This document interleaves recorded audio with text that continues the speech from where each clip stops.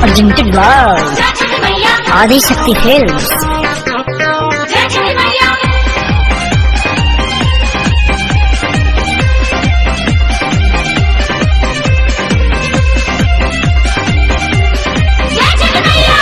जल बीच खड़ा तिवरी जो हतारी पटिया है, जल बीच खड़ा तिवरी जो हतारी पटिया है, डूबिए आदि तक सैया छपरा के घटिया है।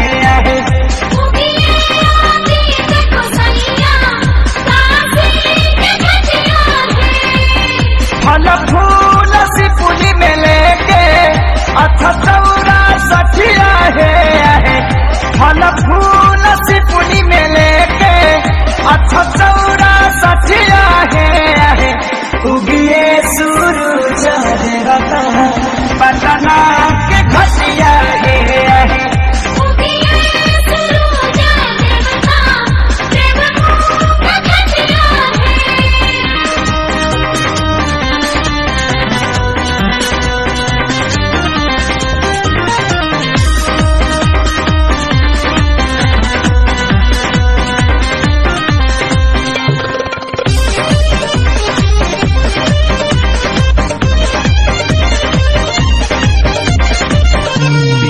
भारी भइल बाटे गंगा जी के तीरे, सब हथिवैया गई देखी नदी।